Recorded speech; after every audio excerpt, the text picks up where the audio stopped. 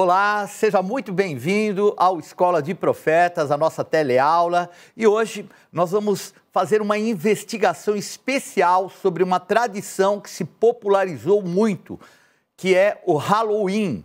Então estamos na série Mundo Espiritual e hoje vamos falar sobre o Halloween, um tema bem especial, até bem contemporâneo. E para nós entendermos realmente o Halloween, precisamos fazer uma viagem no tempo.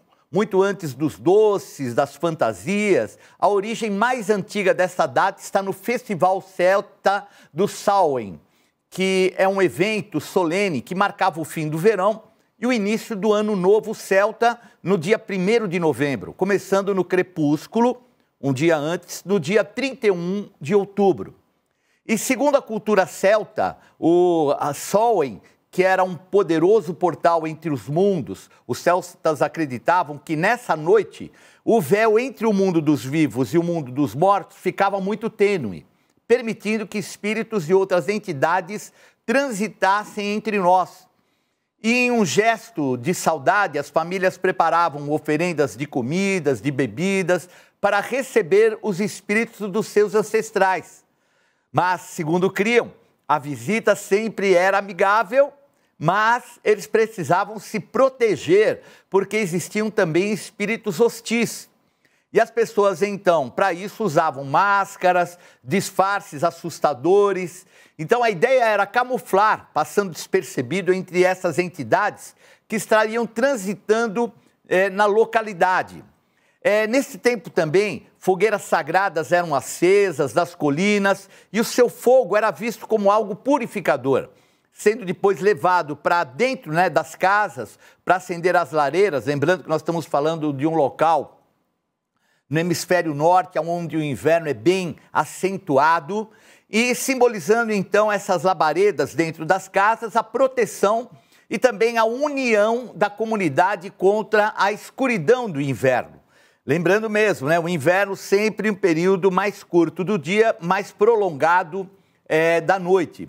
E também era, então, um tempo propício, segundo os celtas, para rituais de adivinhação sobre o futuro.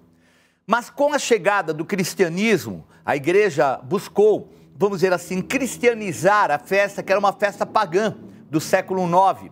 E aí foi instituído o dia 1º de novembro como o Dia de Todos os Santos, All Hallows Day.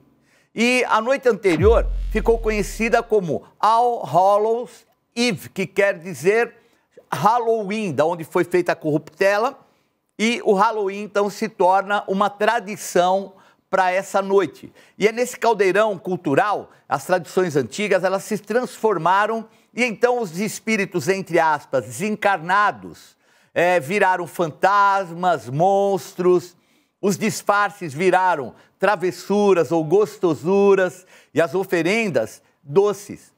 E as famosas abóboras iluminadas herdaram o símbolo de proteção contra forças espirituais. Elas eram feitas antes no nabo, mas depois, com essa cristianização, veio também, então, o uso da abóbora. Bom, a Bíblia, é claro, ela não cita o Halloween, pois é uma celebração posterior.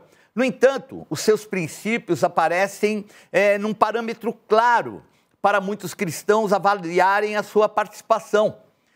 Pois para uma grande parcela dos fiéis, especialmente nós evangélicos e até alguns fundamentalistas, o Halloween é visto com sérias reservas, baseadas em 3 pilares. Então, o primeiro pilar é a clara condenação bíblica a tudo que se associa ao ocultismo e também à idolatria. Então, as escrituras são muito diretas ao proibir qualquer prática que busque contatar o mundo espiritual fora de Deus. Vamos ver aí um texto que está em Deuteronômio, capítulo 18, versículo 10, que diz assim: Não se achará entre ti quem faça passar pelo fogo a seu filho ou a sua filha, nem adivinhador, nem prognosticador, nem agoureiro, nem feiticeiro, nem encantador, nem necromante, nem mágico, nem quem consulte os mortos. Então, nós vemos aqui nessa passagem, Deuteronômio, até pelo fato de que a lei ela foi escrita quando eles estavam entrando na Terra Prometida. E ali naquele local, Canaã, havia um costume muito forte, né, chamado costume da terra, vinculado aos deuses, né, então uma idolatria pagã, e que tinha a veneração e até a consulta aos mortos, né, então médiuns, aqueles que consultavam os mortos. Era algo que não era permitido ao povo de Deus, porque nós que temos conhecimento sabemos que muitas vezes esses espíritos que as pessoas atribuem ser até de amigos seus, familiares, muitas vezes são espíritos enganadores. Então é muito importante a gente entender, porque essa passagem de Deuteronômio, ela fala, não haja no meio de vocês quem pratique. Mas, bispo, é uma brincadeira, é um brinquedo, não é nada, é uma coisa que as crianças se divertem. Mas a realidade é que existe não só o mal, mas a aparência do mal também. Então, veja, uma pessoa, por exemplo, que num passado se envolveu com o ocultismo, ou famílias que ainda se envolvem com o ocultismo, e de repente essa festa que parece algo alegre, festivo, pode ser o quê? A oportunidade para potencializar esse lado que nós conhecemos que é o lado, infelizmente, das trevas. Vejam que essa proibição que foi feita, ela tinha base para não permitir a contaminação e a malignidade que havia, porque vejam que os cultos que eram feitos naquela região de Canaã, alguns tinham até sacrifícios de crianças. E a base do Halloween, inclusive, ela tem todo um lado na cultura celta, vinculado a sacrifícios, ao abrir um portal, como já falei, ao mundo dos mortos, aonde, segundo até a forma deles crerem, não vinham somente os espíritos dos familiares, vinham outras entidades malignas, até pelo fato que eles faziam as fantasias e tudo aquilo, e que depois vai ser transformado nessa condição cultural e agregada, aceita pela cultura cristã da época, no caso, o catolicismo. Então, nós temos que entender que essas raízes desse festival estavam motivando essa abertura espiritual. E nós temos que entender que o inimigo, o que ele quer é habilitação espiritual. E às vezes, em algo simples, de repente, começa uma brincadeira de adivinhação e assim por diante, e sem percebermos, estamos motivando a manifestação de espíritos malignos, por mais aparência de bem que possa acontecer. E nós, cristãos, de uma certa forma, achamos que isso é meio que flertar com o que Deus expressamente reprova. Então, a primeira carta aos Coríntios, capítulo 10, versículo 20, diz assim: antes digo que as coisas que eles sacrificam a demônios, e que as sacrificam e não a Deus.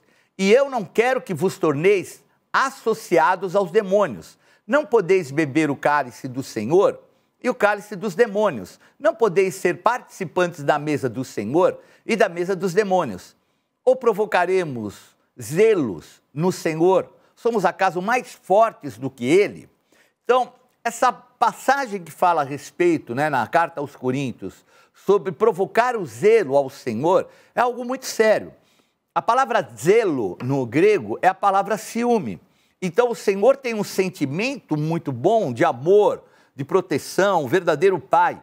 E, de repente, quando nós abrimos vamos dizer assim, uma oportunidade para que o mal possa, de alguma forma, se manifestar, então nós estamos o quê? Ferindo um princípio até de fidelidade a Deus.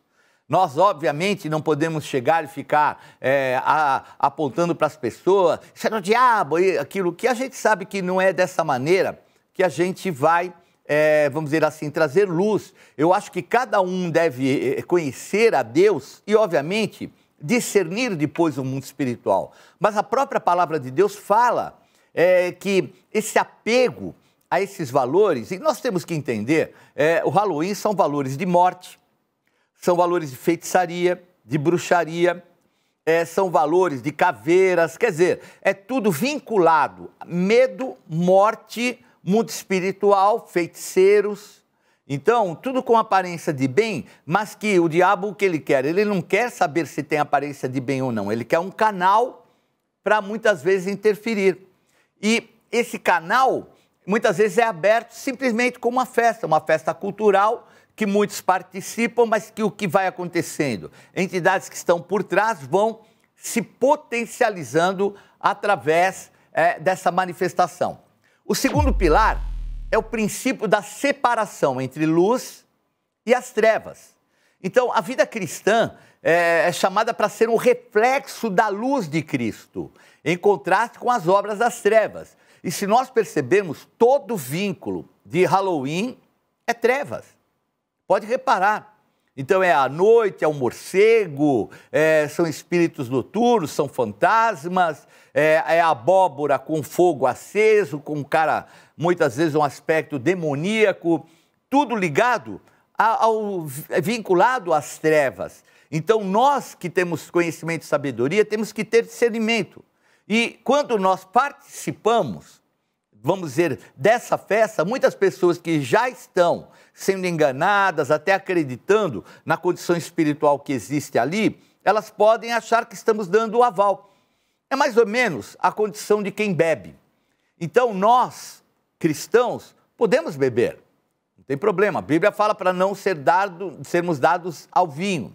O primeiro milagre que Jesus fez foi transformar água em vinho. Obviamente, não é o vinho que a gente tem hoje, então, vamos dizer assim, a quantidade de álcool não era tão grande como é aqui, mas, de qualquer forma, era uma bebida alcoólica, podemos até beber. Porém, até por testemunho, num país onde essa droga, que ela é permitido, o álcool, tem destruído tantas famílias, que eu considero uma das piores drogas, de repente alguém que teve um problema de alcoolismo, vê o Bispo G numa padaria bebendo, o que ele vai achar? Ah, eu posso também. Então, até para que nós não sejamos motivo de escândalo, vamos dizer assim, dando a impressão que nós estamos associados a essas obras das trevas, nós temos que ter prudência. Então, se o beber vai trazer algum tipo de transtorno, eu não vou beber.